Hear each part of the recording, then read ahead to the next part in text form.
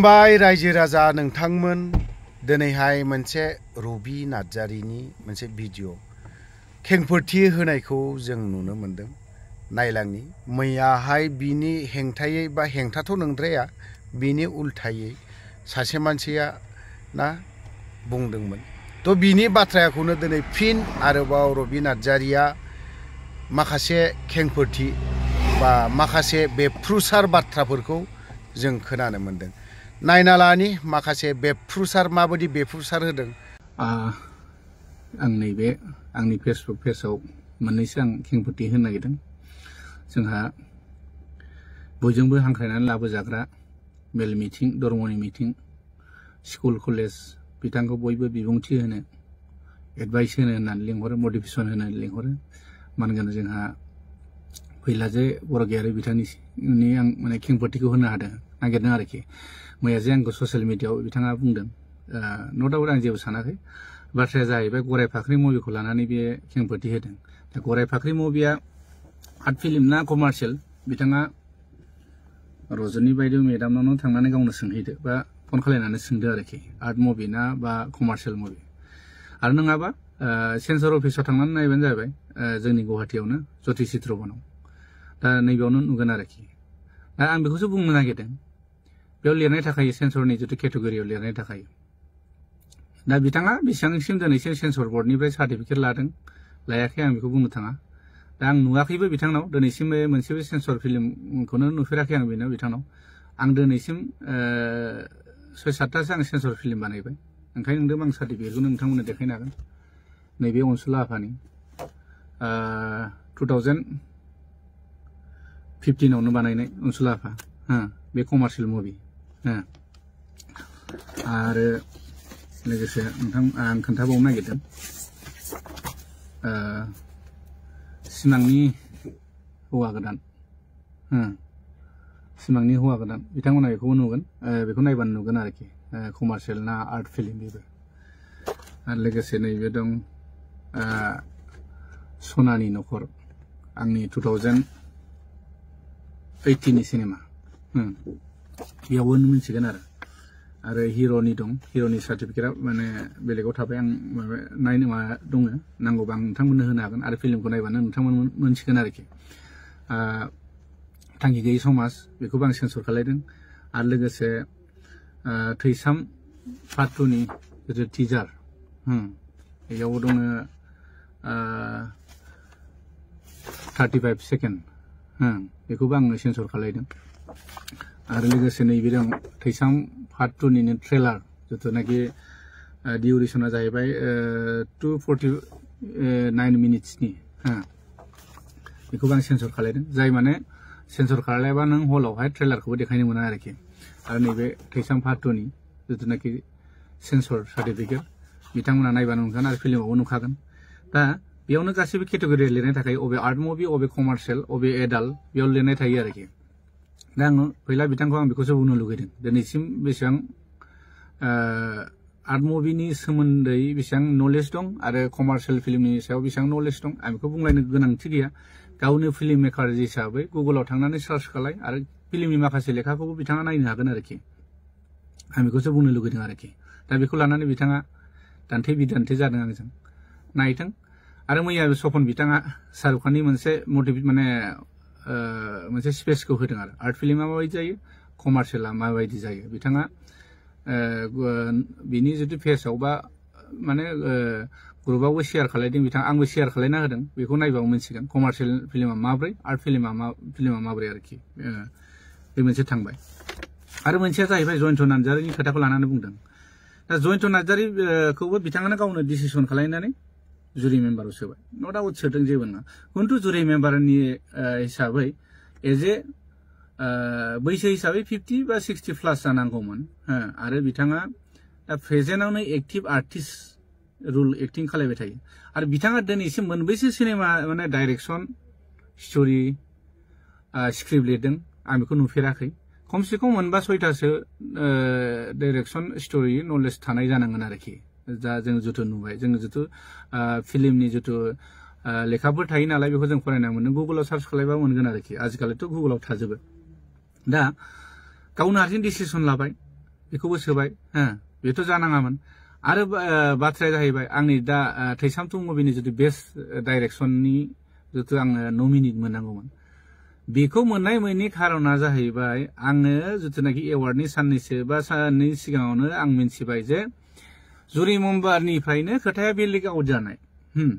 जोंबो मानसि दं जोंनिबो माने जोंखौबो मोजां मोनग्रा मानसि दं बिथांमोनानो बुंबाय जे रबि नार्जारिनि कपि सिनेमाखौ जों नाया एवार्ड होआ होननाय बेखौबो गावसोरनो बुंना लाबाय नो डाउट नायाबा जेबो नङा हा आंनि 3000 जितुनाखि एवार्डनि नामाव फिस लायोमोन बेखौबो लानांगौ हरफिननो हायोमोन नाया होननानै हरफिननो आं जेबो गाज्रि सानामोन दिनै मानो नोंसिनिफ्राय खोथाया लिक आउट जाबाय थाखो नैबेनि थाखायसो आं बिबुंथिखौ होनो गोनां जादों आरो मेन बाथ्राया मोनसे खोथाया जाहैबाय फैला एमसिएलए जितुनाखि जयन्त नार्जारिया गावनो एक्टिं खालायदों बे सिनेमाखौ बियो पार्टिसिपेट खालायनो होआखै होनदोंमोन हा माने हराखै जाहैदों दा हराखैब्ला नैबेखौ नायदो नैबे मेगाजिन बे मेगाजिना थांनाय नैबे 6थि सेरेमनि एवार्डनि थाखाय बानायनाय आरो दा बेयावनो रोखा दं नै रायजोफोर नाय फैला एमसिएलए सावथुनखौ नायदो नोंथांमोना बेयावनो नुबाय आरोखि दा फैला एमसिएलए सावथुना बेयावनो रोखा रोखा 6थि फिल्म एवार्डआव पार्टिसिपेट खालायनाय दंखाथारो होमबा मा हिसाबै बे आंनि सिनेमाखौ आं पार्टिसिपेट खालायाखै होनो हागोन जेबो साना माने खोथाया बेहा बुंबानो जायो नालाय टेलेन्टेड मानसिनि आरो मटिभेसन होग्रा जायनाखि स्कुल कलेजाव बिथांखौ मटिभेसन खालायनो स्पेस होनो बिबुंथि होनो माने लेंहरो नालाय आलासि हिसाबै बे थगायनाय मानायखौ जेबो साना माने बा माने जेबो साना आरो सोरखौबा मोसा लख्रा सैमा बा सोरबा बोरमा बे बुंनाया बेहा जेबो साना माने बिनि बुंनांगौ मटिभेसनसो माने गथ'फोरखौ बिदि स्पेस होयै जादों आं खोनायाखै खिन्थु आं बे साननाय आरो आंनि दा साननायाव आं बिदि नुहुरदों आरो माने गथ'फोरखौ बिदि मटिभेसन होफैयो नामा बेबा स्पेस होफैयो नामा नैबे आरोखि दा आरो मोनसे भुल खालायबाय जयन्त नार्जारिनि खोथाखौ आं बुंबावनो जयन्त नार्जारिनि थानायनि थाखाय दिनै सानसोरां खाख्लारिया बेस्ट डाइरेक्टर जुरि एवार्ड मोनदों खांख्रायावनो बे खांख्राइखौ आं नायाखै आं एसे नायदों खिन्थु आं डाइरेक्ट होनखायो आं इन्ट्रेस्ट मोनाखै दै माने इनसाल्ट खालायनाय नङा रायजोफोरनाव नायबाबो सोंबाबो मोनसिगोन बे खांख्राइनि डाइरेक्सना बेसेबां स्पेसियेल जादों जायाखै बे रायजोफ्रानो नुदों बेखौ बोरै सानसोरां खाख्लारिखौ बेस्ट जुरि माने बेस्ट डाइरेक्टर जुरि एवार्ड बोरै होनो मोनखो बेखौ आसुरित मोनदां बेखौथ' बे केटेगरि एवार्ड होनाय केटेगरि जितु बेस्ट डाइरेक्टर जुरि एवार्डखौथ' कुनु सेन्ट्रेल मेम्बार प्लास डिस्ट्रिक्ट मेम्बारखौथ' पास खालायाखैमोन फट करि गोसो बायदि बोरै जानो हाखो बेथ' जयन्तनि आखाइ दं होननानै निश्चय जों बयबो मिथिखायो दिनैसिम सानसोरां खाख्लारिया मोनबेसे सिनेमा बानायदों मोनबेसे बर' सावथुनाव डाइरेक्सन होनानै बेसेबां कन्ट्रिबिउसन होनाय दं दिनै नाय मन्जिल सारमोना आजि 30-40थासो सिनेमा बानायदों जों उन्दैनिफ्रायनो मोगथां गोराहाजोनि खोनायसे सल' माने गोबां सिनेमा दं आरोखि बिराद हिट सिनेमा बानायदों दिनै नाय सिराज बाग्लारि सारमोनखौ नाय बिथांमोना बिराद मोजां मुभि बानायबोदों बिसोरो बिथांमोननोथ' बे एवार्डखौ निश्चय होनो हायोमोन रजेन नार्जारि सार बिथांमोनाबोथ' गोबां सावथुन बानायबोबाय आरो सार प्रबिन गयारि सार बिथांमोन दं बिथांमोनाबोथ' गोबां फिल्म डाइरेक्सन होबाय फिल्मनि नामाव बर' फिल्मनि नामाव गोबां माने बिसोरबो कन्ट्रिबिउसन दं आरोखि दा दिनै एवार्डखौथ' बिसोरनो होनो हायोमोन ना बे जुदि केटेगरिखौ बानायदों जेब्ला जेबो नङा बानायदों होनो हायोमोन ना दिनै मानो होनाखै फुराना मानसिफोरखौ मानो नासयबाय थादों माने जेनेबा दा जयन्त नार्जारिया गावजों दा क्लस नालाय सानसोरां खाख्लारिया बेनो बेस्ट डाइरेक्टर जुरि एवार्डखौ बोरै होनो मोनखो नैबे मोनसे आरो बिसोर माने 50-50 माने शेयारबो जानो हागौथ' थाखा फैसानि खोथा नैबे आरोखि दा आरो मोनसे खोथाबाव आं क'क्राझारनिफ्रायनो गावसिनि एरियानि गावनि न'खरनिफ्रायनो खोनानो मोनदों क'क्राझारनिफ्रायनो आं खोनानो मोननाया मोनसे सिनेमा आरो राफोदथाय सिनेमा होनो राफोदथाय सिनेमा जाय सिनेमायावहाय जुरि मेम्बार हिसाबै सेलेक्ट खालामदों जाहैबाय सर्ट मुभि बेयावहाय आरोखि बेखौ जाज हिसाबै जयन्त नार्जारिखौ लादों जाहैबाय जयन्त नार्जारिया राफोदथाय सिनेमायावनो गावनि भइस ओभार रेकर्ड माने भइस ओभार दं जाहैबाय बेकग्राउन्डनि भइसआव होमबा बेथ' गावनि सिनेमाखौ सेलेक्ट खालायखागोन ना निस्सय बिनि थाखायनो गाज्रि मोनलायनानै दिनै क'क्राझारनि माखासे पुराना आर्टिस्टफ्राबो फैयाखै जाहैबाय आरो बे खोथाखौ आंबो माने बयबो शेयार खालायदों गावसिनि माने क'क्राझार डिस्ट्रिक्टनिफ्रायनो जोंखौबो मोजां मोननाय मानसिफ्रा बिदिनो शेयार खालायहरदों आरो होमबा दिनै बे मानसिया कन्ट्रिबिउसन माने बेवहाय कन्ट्राभार्सि जागासिनो होमबा बेबायदि मानसिखौ बोरैहाय जुरि मेम्बाराव होनांगौ होनो माने नैबेबायदि खोथा फैदों आरो दिनैसिम जुदि जुरि मेम्बारा बेबायदि स्टाइलाव थांबाय थायोब्ला फैगौ प्रडिउसारफ्रा रावबो फिल्म एवार्डनि नामाव गावनि फिल्मखौ दैथायहरनाय नङा मानो होनब्ला दिनै जों प्रडिउसार नङाब्ला फिल्मखौ बानायाबा बिसोर जोंनि बोरै एवार्ड होनो हाखो बिसाया बोरै एवार्ड होनो हागोन नैबे आरो खोथाया दा ओंखायनो साननो लागिया जाना दं आरो खोथाया आरो मोनसे बाथ्राया बेनो मोनसे फेसबुक पेजाव नुदां एम अख्रां बर'नाव बिथाङा फैलानि सोमोन्दै लिरदों आरोखि बेयाव बिथाङा लिरनाय दं 2021 बे इयारनि आरो बिथाङा बेयाव 9 लाख फैसा बख'नानै जादों जाहैबाय फिल्मनि नामै ना मानि नामै मिन्थिया बिटिआर गभर्नमेन्टनिफ्राय आरो फिल्मनि नामाव जानो हागौ ओमफ्राय 2023-24 नि बिथाङा बेयावहाय 29 लाख बिथाङा फिल्मनि नामाव बेखौबो बख'ना जादों अब्ला गोबां फिल्म बानायग्रा मेकारफोर दं बेल' नामा फिल्म माने फिल्मनि फैसा जानो बा फिल्मनि नामाव फैसा बख'नानै जानो दा बेखौनो सिन्था खालायनानै नाय आरो माने आरो बेबो दिनै सपन कुमार बिथाङाबो लिरदों गावनि फेसबुकाव पेजाव बे लिरदों बोसोरथाम कन्ट्राभार्सि जाखो बोरै माने दिनै बर्मानिफ्रायनो जाबोदों बर्मायाव एवार्ड खुंबाय बे बर्मायाव एवार्ड खुंनायावबो मा जाबाय बेस्ट डाइरेक्टर जिथुनाखि बेस्ट डाइरेक्टरखौबो आब' रजनी मेदामासोमोन आरोखि दा बे खोथाखौबो गावबो मिथिखाबाय आरोखि माने रजनी मेदामाबो मिथिखाबाय दा बे हिसाबै बे एवार्डखौ गाव फैनो हायैनि थाखाय मेदाम अनजालि दैमारिखौ माने फाथायहरबाय आरोखि एवार्ड फांसननि नामाव बेस्ट डाइरेक्टरनि माने जितु एवार्डखौ नों रिसिभ खालायदो होनलायनानै जेथिया एनाउन्स होयो अब्ला पंकज लाहारिनि नाम ओंखारबाय बेयावथ' आसुरित जाबाय बिनि थाखाय फेसबुकाव बेसेबांबा गोलाव मेदाम रजनीयाबो लिरबाय आरो माने बेयाव बोरै जानो मोनखो बे पलिटिक्स हाबनो मोनखो होननानै दा बेखौ होननानै बे खोथाखौ मिथिनानै जोंहा पंकज लाहारि बिथाङाबो आं बायनाय एवार्डखौ मानो लानो होननानै फेसबुक पेजाव बिराद माने गोलाव लिरबाय आरोखि दा दिनै बिदियाव कन्ट्राभार्सि जाबाय थादों आरोखि जाय बे खोथाया गावसिनि जुरि मेम्बारनिफ्रायनो ओंखारदोंमोन आरोखि जुरि मेम्बारनिफ्राय ओंखारनायाव दा खोथाया बोरै सार मन्जिल सारनिफ्राय लिक जादों होननानै बेयाव सपन बिथाङाथ' आं मिथिनायाव बिदि बुंदों आरोखि दा बे हिसाबै बेखौ जुरि मेम्बारनिफ्राय उइदाउट एप्लिकेसन बा सावरायालासेनो बेखौ बोख्लायलायबाय माने आरो जोंनिथिं सानजाहा मोनसे जुरि बर्डनि माने बिदिनो मेम्बार फाथिदोंमोन बिनान्द मोसाहारि जेनाखि जोंनि मानगोनां सिंगार फुंजाफा होनो बिथांखौबो जुरि बर्डनिफ्राय बेयो बारावनो बोख्लायबाय माने खुनु डिस्ट्रिक्टनि माने सोङालासेनो सेन्ट्रेलावबो पास जायालासेनो बिथां सानैखौ बोख्लायबाय आरो आसुरित मोनबाय मन्जिल साराबो आसुरित मोनबाय आंखौ मानो बोख्लायखो नैबे खेथ्रआव आरो बेयावबो बिसोर कन्ट्राभार्सि जाबाय आरो थांनाय एवार्डआव दालिगावआव जादों दालिगावनिफ्राय बर्मासिम 150 किल'मिटार जागोन होनदों ओमफ्राय क'क्राझारनिफ्राय हेड अफिसा जेदा बिसानि हेड अफिस बानायदों क'क्राझारनिफ्राय दालिगावसिम 50 किल'मिटार जागोन आरो अब्ला बै समाव आफादगिरिया जिथुनाखि दा बिसानि माने रानिं जिथु आफादगिरि मानगोनां फुंखा महिलारि सारा बिथाङानो जायगा होखाबायमोन जाहैदों दालिगावनो नायनो नायालासिनो बर्मायावहाय जोंहा सेक्रेटारि गुरु पबित्रनि स्टुडिअ नायफैबाय बेयावबो बिदिनो जाबाय आरोखि दा देग्लायबो नै दा गावसिनिनो जिथु बर्मायाव जानो गोनां जिथु गुवाहाटियाव जानो गोनांमोन बे बुस्थुआ गुवाहाटिनिफ्राय बेसेबांबा डिस्टेन्सआव होमबा गुवाहाटियाव जानो गोनाङाव गुवाहाटियावथ' नायनो हायोमोन बा क'क्राझार माने दिनै बर्मायावल' मानो नायबाय थाखो दा एखे लोगोयै बेयावनो जुरि बर्डनि मेम्बार थाबाय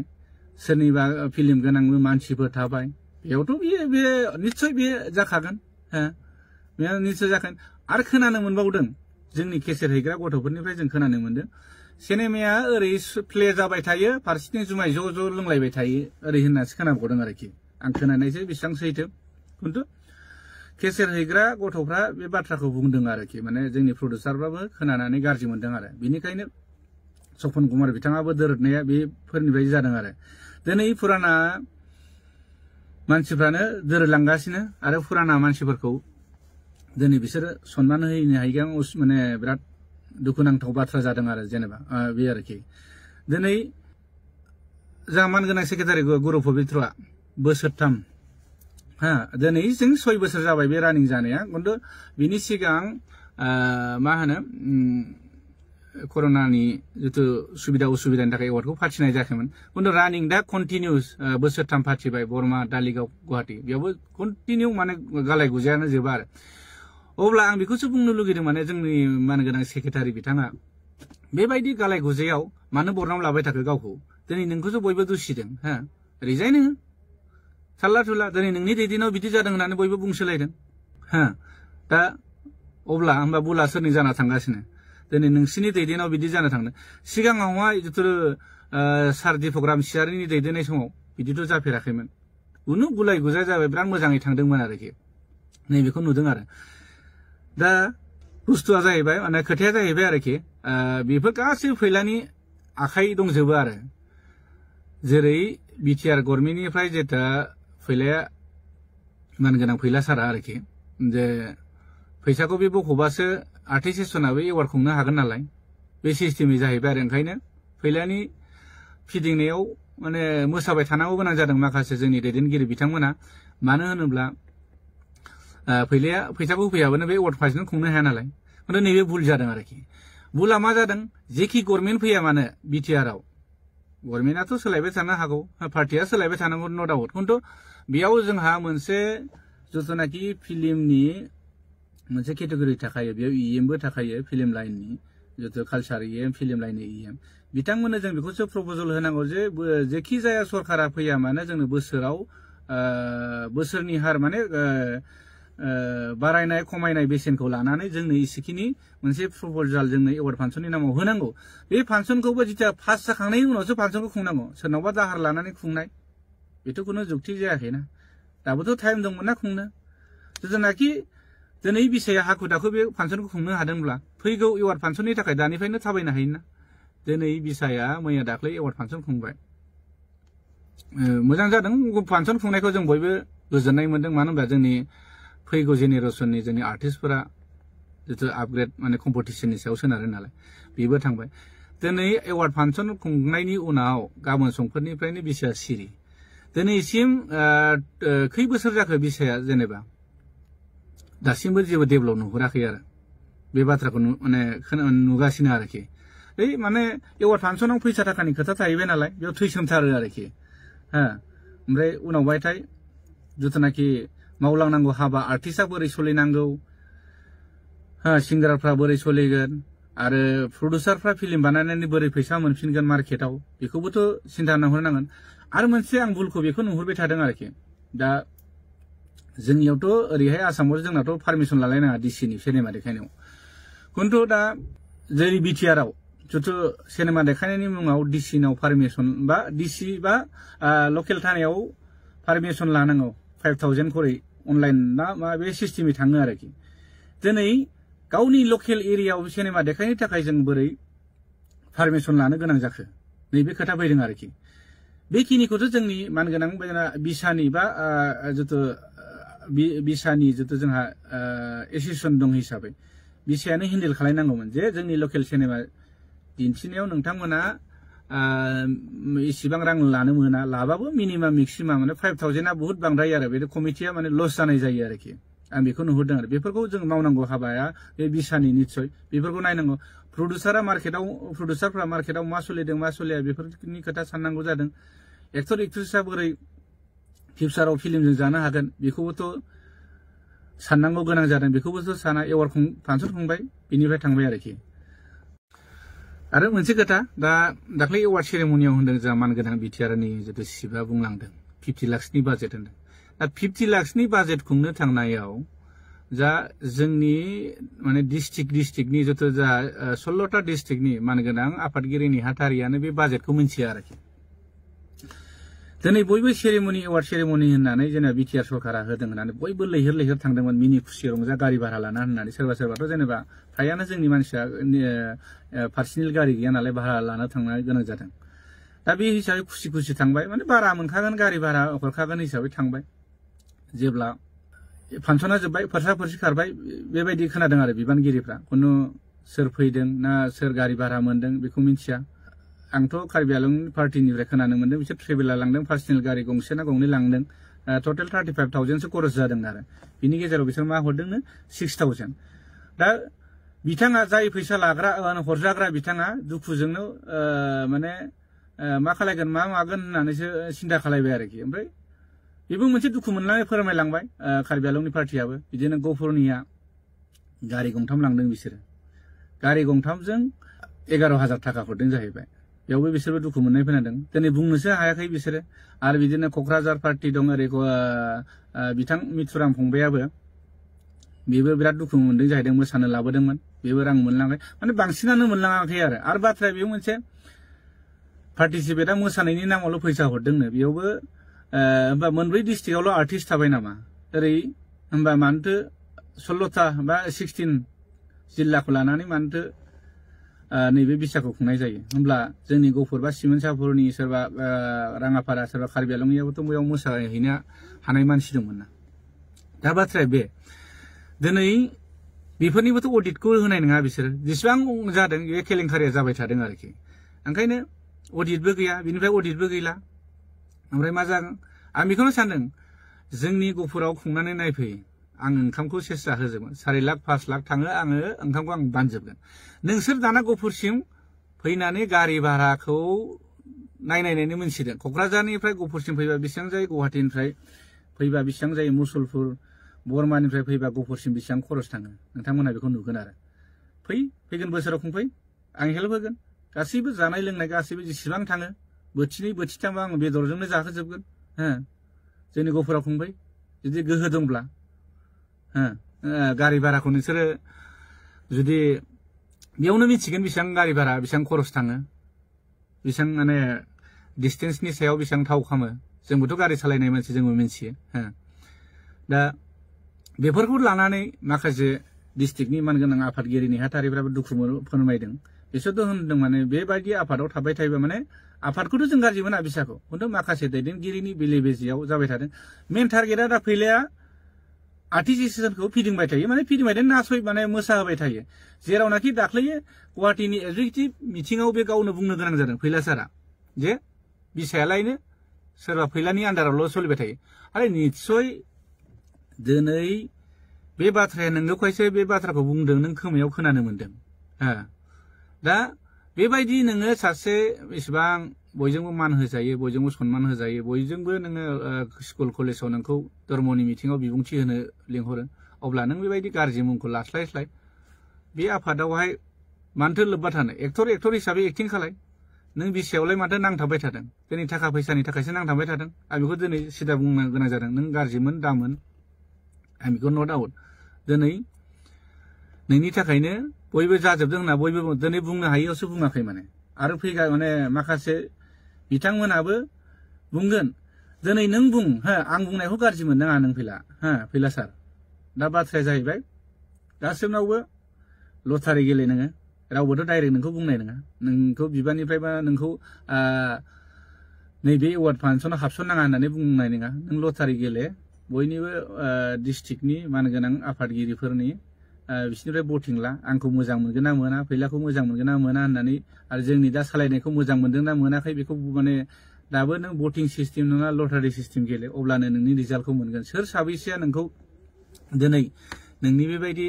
एवार्ड फांसननि मुङाव बा फिल्मनि नामाव थाखा माने खालामनानै जाबाय थानायखौ आरोखि नों थांनाय बारावबो नोङो आदा मैथाखौ बिराद गाज्रि बुंहरदों जुमाय लोंनानै नोङो बेबोथ' बिराद दुखु मोनना थादों सानजानि हिसाबै दिनै सानजाहा प्रबिन बसुमतारिया बिथाङा गासैबो बिनि दैदेननायाव बेसेबां फिल्म बानायदों बे सिमोनसापुरि धेमाजियाव बिथांनिफ्राय सोरजिनाय दिनै जोंनि गफुराव नाय जोंनि गफुराव जों फिल्म जिथु फिल्माव जोंहाबो बहुत कन्ट्रिबिउसन दं दिनैसिम आं 20टा 30टा बानायबाय जोंनि प्रबिन बसुमतारि आंनिनो लोगो बिथाङाबो बहुत सिनेमा बानायबाय बिथांमोनाबो बिराद दुखु फोरमायदों नोंसिनि सायाव बेबायदि दैदेनगिरि थायोब्ला जोंनि बिसाया जोबस्रांलांगोन आफादखौथ' जों नांगौ खिन्थु नै बिनिफ्राय गोजान जा माने आं बेखौ डाइरेक्ट बुंखायो गाज्रि मोननाय मोजां मोननाय आं बेखौ नट आउट जेबो नों सोरनावबो स्टेटमेन्ट ला कार्बि आंलंनावबो ला दिनै क'क्राझारनावबो ला नोंसिनि बाक्सानियावनो ला आरो नोङो आरो गुवाहाटी पार्टिनावनो ला गासिबो नों बे कमेन्टखौनो मोनगोन आरोखि ओंखायनो सार फैला नों इसां गुन गोनां मान गोनां मानसि बयबो नोंखौ सन्मान होयो बयबो नोंखौ धर्म मिटिं स्कुल कलेजाव बिबुंथि होनो नोंखौ लेंहरो बिनिखायनो गाज्रि मुंखौ लास्लायस्लाय गाज्रि बरनामखौ लास्लायलाय मानो बेबायदियाव हाबबाय थादों सार फैला बिनिखायनो पलिटिकेलाव हाबदों न' डाउट हाबबाय था जेबो नङा फिल्मावबो एक्टिं खालायबाय था आंहा बेखौ जेबो बुंनांगौ गैया खिन्थु बेबायदि हाबनानै नों जेंलागायबाय थाना आं बेखौ बुंनो लुबैदों आरो नोंनि सायाव माने आरो मोनसेथ' नों बिराद गिदिर भुल खालामदों दाख्लै जितु एवार्ड फांसनाव जितु जिरायनाय सिटआव आरो मानगोनां गिबि बर' फिल्मनिनो जितु बयजोंबो माने फार्स्ट बर' फिल्म आलायारन जितु एवार्ड मोननाय सिनेमा बिनि नों एक्टर मानगोनां जोंहा अमर नार्जारी सार जितु जों गोमबोर होनना मोनथियो बिथांनि पार्टी आरो बेजों लोगोसे बिथांखौथ' नोङो जिरायनाय सिटनिफ्राय माने एसे गोजानाव माने बेलेगथिं जिरायहैथिं होननाथ' नोंथ' साइड खालामदों बेखौथ' जोंखौ नुग्रा मानसि दं दा साराबोथ' बिराद माने दुखु मोनलांदों आरो माने बिसोरो जोंनि माने गुरु होननानै सानना लानांगोन जों अमर नार्जारी सारमोनखौ जोंनि बर' सावथुन मुलुगाव बिसोरनो फार्स्ट लामा दिन्थिजेननाय आरो दा बिसिनि जायगाखौ नोङो आलासिफोर फैदोंमोन महिलाफोर बिसोरनि थाखाय नोङो सिटखौ माने अमर सारमोनखौ बोखांनानै नों जिरायहोदों बेबोथ' बिराद लासिंसिं मानसिफ्रा उननि थाग्राफ्रा नुदों बेखौबोथ' बिराद सावरायसोदों ओंखायनो बयखौबो रेसपेक्ट होलायनांगौ जों नोंसोरखौबो रेसपेक्ट होगोन नों रेसपेक्ट होबासो रेसपेक्ट मोनगोन नों गावनो जुदि रेसपेक्टखौ जानानै लायोबा गावनि रेसपेक्टखौ बुजियाबालाय जोंलाय माथो होनदों जोंथ' फिसा मानसि जाहैबाय नोंसोरथ' बहुत टेलेन्टेड मानसि जाहैबाय गोरों गोरा बयजोंबो गोरों गोरा धर्म मिटिं स्कुल कलेज बयजोंबो नों मटिभेसन बा स्पेस बा आलासि महरै नोंखौ बुजायनो थाखाय स्पेस होलांनो थाखाय बयबो हांख्रायो जाहाथे उनाव नेक्स्टआव बिदि जाया बेनो आरोखि ओंखायनो आं बिसायाव बेखौनो गुरै खावलायनो थायो दिनै बिसायाव बेबायदि दैदेनगिरि थाबाय थायोबा बेले बेजेया जाबाय थागोन नोंसोर थाबैनो जयै सावरायनांगौ सावरायनानै माखासे बिबानगिरिखौ माने सोलायनांगौ आरो मोनसे खोथाया नैबेखौ आंबो नुहुरदों जेसास खेरखातारि बिथांनिसिम आं फंनैसो बुंनो नागिरदों दिनैसिम जितुनाखि एवार्ड माने सेरेमनि होजेननायनिफ्राय बिथाङा मेगाजिन सेक्रेटारि ओरैनो थामसा हिसाबै बोसोरथाममोन बा मोजां मावनायनि थाखाय बिथांखौ 6 बोसोर होबाय दा दिनैसिम सेरेमनि एवार्ड सेरेमनिया होनायनिफ्राय दिनैसिम 8 बोसोरसो बिथाङानो सेक्रेटारि जाबाय थाबाय अब्ला जेसास बिथां बायदि माने मोजां मानसि खामानि मावनो हाग्रा मानसि गैयामोन नामा जोंनि बिसायाव बे माने सावथुन मुलुगाव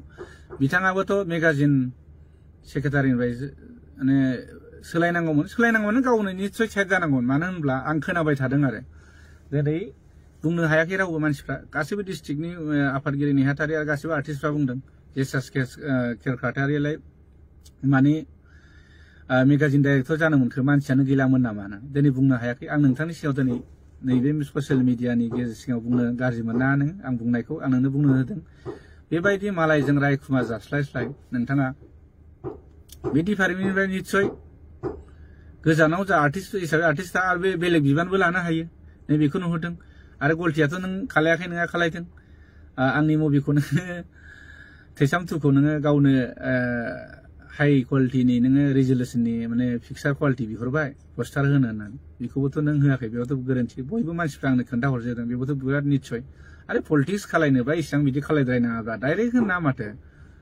आंथ' सोरनिबा फैसा लानानै सोरनिबा माबा लानानै आं सिनेमा बानायखायनो आंनि फैसाजों आं बानायदों दिनै आं बुंनोबो हादों दिनै आं बे बुंनो हादों दिनै आंनि सिनेमाखौ आं रायजोफोरनि गोसोखौ गोजोन होनो हानाय आं सिनेमा बानायदों हिसाबै रायजोफ्रा आंनि सिनेमाखौ अनसायदों बेबायदिनो आं 60 लाखनि बाजेट खालायनानैब्लाबो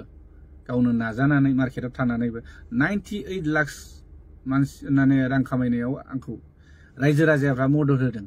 आं बेखौसो साबायखर बावो जोंनि रायजो राजा नायगिरि बिथांमोना बर' सावथुनाव बा सावथुन मुलुग बा आंनिल' सावथुन नङा गुबुन सिनेमाफोरखौबो नायनो थाखाय आं खावलायो नोंथांमोन दिनै नायनानै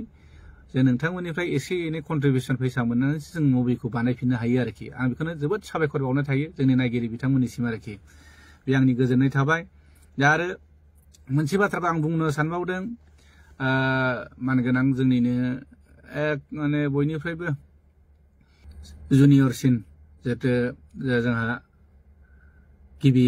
नेशनेल एवार्ड बान्था मोनलायनाय मानगोनां जोंदाव बड'सा सारा दाख्लै स्पेसाव मोननैसो बाथ्राखौ आं एसे बुंनायखौ खोनानो मोनदों बाथ्राया बुंदों बिथाङा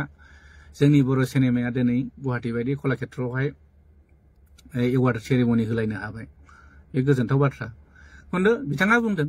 मार्केटआ जोंना इन्टारनेशनेल नेशनेलआवबो बाहागो लाहैनो नांगौ जाहैदों आरो दा इन्टारनेशनेल होननाय लोगो लोगो इन्डियानि बाहेरायाव जायो दिनै नेशनेल होननाय लोगो लोगो इन्डिया बाहेरायाव माने इन्डियानि गेजेरावनो जायो इन्डियानि सिङाव जायो दा दिनै जोंनि गावनि मार्केटखौ जोङो गावनि स्टेटआवनो देखायनो हायाखै गुबुननि स्टेटआथ' बादबावनो दोन इन्डियानि बिथोरावनो आरो इन्टारनेशनेलनि खोथा बुंनो आरो दा बिथांखौ आं बेखौसो बुंनो लुगैयो जोंदाव बड'सा सारा दिनैसिम मोनबेसे सिनेमाखौ बानायखो जेनेबा मोनथाम मोनब्रै बा मोनबायानो बानायबाय प्रडिउसखौ दिनै मोनबेसे बिथाङा खालायखो प्रडिउस खालायनानै जे गावनि फैसा गारनानै बेसेबां जे सिनेमा बानायखो आं बेखौ नुवाखै आरोखि बाथ्राया आं बेखौसो बुंनो सानदों दिनै गाव प्रडिउस खालायबा मिथिगौमोन फैसाया माबोरै रिटार्न फैयो अब्ला मिथिगौमोन आरो दिनै जोंनि सिनेमाखौ जों मा खालायनांगौ गोनां जायो गोदोजों बेयो जोङो मा मिथिं दावथिङाव जों केसेट फानलाबोनो गोनां जाबोदों आरो बिसोरजों जोङो बर' सावथुननि थाखाय जों नांसोबनाय मानसि आरो दा जिथुनाखि जोंनि मुभिखौ जोङो दा देखायनो जोंहा प्लेटफर्म गैया सिनेमा हल गैया मा गैया दिनै दंब्लाबो खोब खम आरो माने एरियायावहाय दिनै बङाइगाव क'क्राझार टंला बायदियाव जा बर' एरिया जायो खिन्थु दा मार्केटआ बेसेबां गिदिर बेखौबोथ' नायनांबायना जों गावनि एरियायावनो आसामावनो जोङो जोंनि सिनेमा हलावनो देखायनो हायाखै माने इन्टारनेशनेल खोथा बा नेशनेलनि खोथा सानखो दिनै जोंनि फिल्म बानायग्राफ्रानो दिनै बेबायदि सेन्सर बर्डनि सार्टिफिकेटखौनो लाफेरा बांसिनानो बहुत खम होमबा बेखौ लाबासो नों हलाव देखायनो मोनगोन बा गुबुन स्टेटनि हलावबो देखायनो मोनगोन अब्लासो नों इन्टारनेशनेलाव थांनो मोनगोन दा बेफोरनि खोथाखौथ' जोंनि जुरि बर्डनि जिथु मानगोनां जोंदाव बड'सा साराबो साननांगौमोन आरो दा उफाय गैया जों मा खालायनो गोनां जों फुजायाव जोङो मुभिखौ देखायो बे फुजा समाव मा जायो बोथोरा गाज्रि अखा हायो थांनाय बोसोरावबो थांनाय बाराव बहुत मोजां मोजां सिनेमा ओंखारदोंमोन बिथांमोना बिराद लस जानाय ओंखारदों प्रडिउसारफ्रा बाजेट गिदिर गिदिरनि सिनेमामोन दा नैबे आरोखि जोंहा हलनि गोनांथिया बे आरो दा जोंनियाव हला 6टा ना मोनबा हल जादों होनदों रौता ओमफ्राय बागानपारा सिमला ओमफ्राय रुनिकाटा सेरफांगुरि बिदिनो 6टा ना मोनबा हल खुलिदों दा नैबे जोंनि हलावबो जोंनि सिनेमायाथ' देखायनो मोननाय नङा मानो देखायनो मोना होनबा जोंनि आर्टिस्ट एस'सियेसननि सार्टिफिकेटखौ लानानै बे सिनेमाखौथ' देखायनो मोना मानो होनबा जोंनि आर्टिस्ट एस'सियेसननि सार्टिफिकेटआ जेबो भेलुआनो गैया जास्ट जों जेनेबा मोनसे बिसानि बा मोनसे ससाइटिनि आन्दाराव होनायसो जों लायो आरोखि दिनै बेफोरबायदि सेन्सर बर्डनि सार्टिफिकेट गैयाब्ला सिनेमा हलावबो दिन्थिनो होखाया आरोखि होमब्ला गावनि सिनेमाखौ गावनि जायगायावनो देखायनो मोनाब्ला होमबा मा जानो नैबे आरोखि ओंखायनो आं बेखौबो बयखौबो बुजायो जोंनि प्रडिउसारफोरखौ बयबो सेन्सर खालायनायनि नामावथ' बारा थाङा 30,000 40,000 डिउरेसननि सायाव बारा 50,000 आरो होमबा बेफोरखौ गारनो बानानै नोङो गावनि सिनेमाखौनो अपेनलि देखायनो हाया गुबुन स्टेटआवबो देखायनोबो नों गिलं बेबायदि जायो आरोखि दिनै आं जेरै हायद्राबाद सिनेमा हलाव देखायदों बेंगलराव देखायदों डिमापुराव देखायदों इटानगराव देखायदों बेबायदि देखायहैनो हानाय नङा आरोखि खिन्थु आंखौल' आं बुंना लादों जादों बे नङा आंनिबो भुल जागोन खिन्थु आं बेखौसो मटिभेसन होयो आरो जोंनि जेना प्रडिउसारफोरखौ जाहाथे लस जानाङा जेरै जोंनि दा बाजेट जिथुनाखि थिकादार नङाबा जोंहा माने बाजेटनि फिल्म बानायनो हाखाया मानो होनब्ला जोंहा मार्केटआनो गैखाया दा बेखौनो आं सानो आरो जोंनि फिल्म मेकारफ्राबो खोब सानलायनांगौ जे जाय बाजेट फिल्म बानायदों प्रडिउसार जिथु थिकादार बिथांमोना ओंखारदों 30 लाख 40 लाख 50 लाख गारदों बिथांमोननि सिनेमाखौ जाहाथे रिकभार खालायनानै प्रडिउसारखौ नेक्स्टआव जों मोनफिनो नैबेखौ साननांगौ आरो ओंखायनो दा मार्केटआव जोंना बुहुत खस्थ' आरो बेखौनो आं नुहुरदों आरो ओंखायनो जों इन्टारनेशनेल खोथाखौ साननानै लाब गैया जों गावनि जायगायावनो जोङो मार्केटखौनो खालायनो हायाखै आरोखि दा भिडिअ'आथ' खोब गोलाव जाबाय आङो दा बेनो आरो भिडिअ गोलावनि थाखाय आं निमाहा बिनाय थाबाय जाहाथे आं बुंनांगौबा माने बुंबावसिगोन आं बयखौबो अननाय आरो खुलुमनायखौ बावहरबाय आंनि नायगिरि बिथांफोर सावथुन मुलुगखौ नायनानै मोजां मोनग्रा रायजो राजाफोरखौ आं आंनिफ्राय फिन आरो खुलुमनायखौ बावहरबाय बेयाव माबाफोर गोरोन्थि जायोब्ला निमाहा मोनगोन आं खुलुमनाय थाबाय जै बर' हारिनि बर' नायगिरि सावथुन मुलुग नायगिरि बिथांमोना बयबो जै जाथों।